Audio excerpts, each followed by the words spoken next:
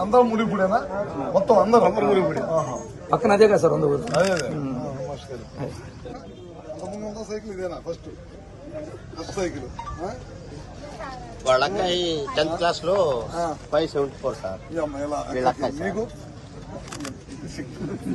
6th class కాబట్టి ఇప్పుడే అందరు 6థేనా? చాలా జాగ్రత్తగా ఉన్నాం నడిపేయడం. ఇక్కడ మార్చినా అక్కడి నుంచి మార్చలేవు, ఊళ్ళో మారు. ఎంతమంది ఉన్నారు మన ఊరు నుంచి వెళ్ళేవాళ్ళు? 10th క్లాస్ 7 ఉన్నారు. అందరూ మన ముగ్గురు అంటే మన ఊరు నుంచే ముగ్గురు ఉన్నారు sir. First second 574, 573, 564. School top 574 మన ఊరు.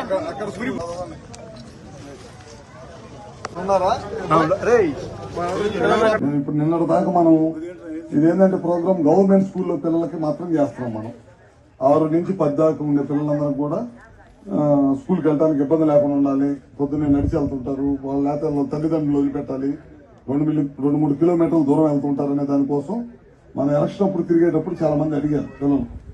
ముఖ్యంగా వెంపరాల, మైలవరం, ఉప్పలపాడ ఏరియాలో పిల్లలు ఫస్ట్ అడిగారు. అయితే ఇంకా అది 8th, 9th అనుకున్నాం. తర్వాత 6th క్లాస్ నుంచి ఇవ్వమని చెప్పి పిల్లలు అద్దంకి స్కూల్ అడిగారు. వాళ్ళకి ఇస్తున్నారు, పెద్దవాళ్ళకి మాకు కూడా ఇవ్వమని అడిగితే సరే కాదని లేక అప్పుడు బిగిన్ చేస్తే ఫస్ట్ 4,000 అనుకుంటే అది కాస్త 10,000. తర్వాత కాలేజీ పిల్లలు కూడా అడిగితే ఇప్పుడు దాదాపు 10,700, 10,800 అవుతున్నాయి. ఇవన్నీ కూడా దాతల సత్కారమే. ప్రభుత్వం 12 లక్షలు ఇచ్చి వెళ్ళాడు. 12 లక్షలు ఇచ్చి మీకు వాటర్ ప్లాంట్లు స్కూల్స్ లో పెట్టమని అడిగితే 8 స్కూల్స్ మనకి డిమాండ్ ఉంది వాటర్ ప్లాంట్లు పెట్టడానికి. వాళ్ళు వచ్చి 12 లక్షలు ఇచ్చి వాటర్ ప్లాంట్లు పెట్టమని వాళ్ళు కూడా డబ్బులు ఇచ్చేయాలన్నమాట. ఒక మంచి కార్యక్రమం చేసేటప్పుడు ప్రజలు కూడా సహకరిస్తారు. దాంట్లో భాగంగా ఇవాళ మన గ్రామంలో 44 మందికి అమ్మాయిలకు, ఒక 20 మందికి, 24 మందికి అబ్బాయిలకి ఇచ్చాం.